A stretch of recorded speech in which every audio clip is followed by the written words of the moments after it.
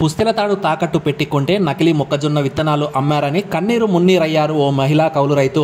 కౌలుకు భూమి తీసుకొని వ్యవసాయం చేసే చివరికి సచ్చే పరిస్థితి వచ్చిందని కంటతడి పెట్టారు ఆ మహిళా రైతు. వివరాల్లోకి వెళ్తే మహబూబాబాద్ జిల్లా బయ్యారం మండలం గంధంపల్లి గ్రామానికి చెందిన నాయని వెంకన్న సంతులాల్ పోడు దగ్గర 7 ఎకరాల భూమిని కౌలుకు తీసుకొని వ్యవసాయం చేస్తున్నారు. అయితే ఆ కౌలు రైతుకి నకిలీ మొక్కజొన్న విత్తనాలు అమ్మారు షాపు యజమాని. విత్తనాలు నాటి 45 రోజులు అవుతున్నా ఏపుగా పెరగాల్సిన సమయంలో ఒక్కొక్కటిగా చనిపోతున్నాయని రైతు దంపతులు కన్నీరు మున్నీరయ్యారు. మాకు న్యాయం చేయకపోతే మా భార్య భర్తలిద్దరం ఇదే పంట చేనులో పురుగుల మందు తాగి చనిపోతామని ఆవేదన వ్యక్తం చేశారు. ప్రభుత్వ అధికారులు వెంటనే స్పందించి నకిలీ విత్తనాలు అమ్మిన షాపు యజమానిపై కఠిన చర్యలు తీసుకుని తమకు న్యాయం చేయాలని వేడుకున్నారు ఆ మహిళా రైతు దంపతులు.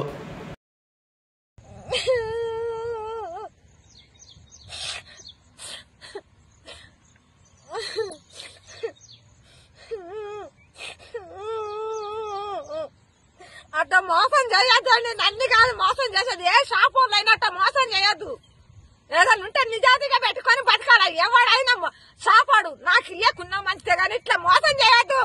మేము కష్టపడి మేము బతుకుతున్నాం. మేము కూలి నారి పోలేకనే ఉన్నవారు రైతు వారిగా బతకాలని బతుకుతున్నాం. మేము ఇప్పుడు కాదు, నేను 20-30 ఏళ్ల కాంతి మేము వ్యవసాయం చేసుకునే బతుకుతున్నాం. ఏ షాపులతోనైనా మేము గొడవ పెట్టుకోవాలి. ఎన్ని మందులు చేస్తారో వాళ్ళు పోయి అసలు ఇట్లా మోసం ఎందుకు చేసిండే అసలు. బావ కొడుకు ఇట్నే లాస్ వస్తేనే మందు తాగాడు చచ్చిపోయిండు. అసలే హార్ట్ అటాక్ వచ్చి చచ్చిపోయిండు మా బావ కొడుకు. ఇట్నే వ్యవసాయాల లాస్ వస్తే మా వెంకట్రావు అంతా ఉన్నోడే చచ్చిపోయిండు. అది ఇది ఈ రకంగా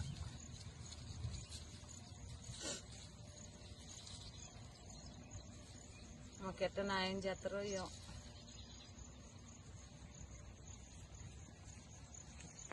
ఇటునేనా చేసేది చెప్పు మరా. నేను అసలు షాపు పోయినా నా పిల్లగాడు పోతాం చదువుకున్నాడు అనుకోసం ఇప్పుడు 6-7 ఎకరాలు వేసినాం, 14 ప్యాకెట్లు వేసినాం. నేను మెల్ల తాడు కుదవబెట్టి ఇగో ఈ తాడు కుదవబెట్టి నేను తెచ్చి 45,000 ఇచ్చి నా కొడుకు ఇచ్చి పంపించిన నేను. మరి ఇటు నేను ఇప్పుడు 3 రోజులు అయితే 20 రోజుల పైన అయింది. ఒక తేజ బాబురావు అని పిలిచిన, ఒక భద్రు ఉన్నాడు, ఒక రాజు ఉన్నాడు, ఒక అశోక్ వాళ్ళు ఉన్నారు.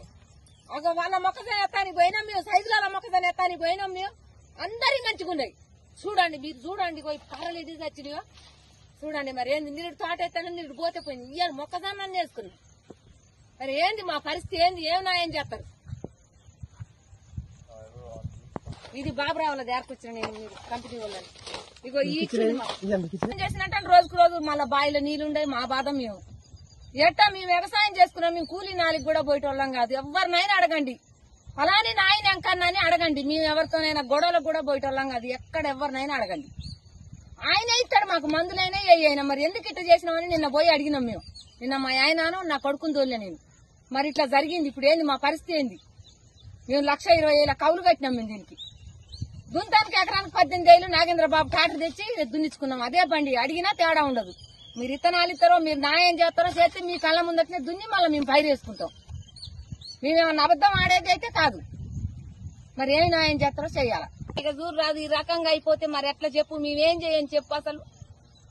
ఇక చూడండి ఇట్లా అయిపోతుంది. మరి మాకు న్యాయం ఏం చేస్తారో ఏమో. మరి ఇగో కర్రలు, ఇగో కర్రలు, ఇగో కర్రలు, ఇగో ఇంత గ్యాపులు ఇగో ఇట్లా పోతాను. ఇక చూడండి ఇగో కర్రలు, ఇగో అగో ఆడ కర్ర, అగో ఆడ కర్ర, ఇవన్నీ ఇట్లా గ్యాప్ పోతుంది. ఈ దయ్య మాకు ఏదైనా న్యాయం చేయండి. ఇక మేమైతే కౌలు పూకోళ్ళం, మాకైతే ఏం లేదు అసలు. పెట్టిన మందులు చూపించమన్నా చూపిస్తా. 45,000 కట్టినాం మేమైతే. 14 ప్యాకెట్లు ఇయ్యి 14 పిండి కట్టలు తెచ్చినాం. 4 అరకలు 2 రోజులు పెట్టి దున్నేసుకున్నాం మేము. అరకకి 2 ఒక మనిషి పిండి పోసుడు, ఒక మనిషి ఇత్తనాలేసుడు. మేమేం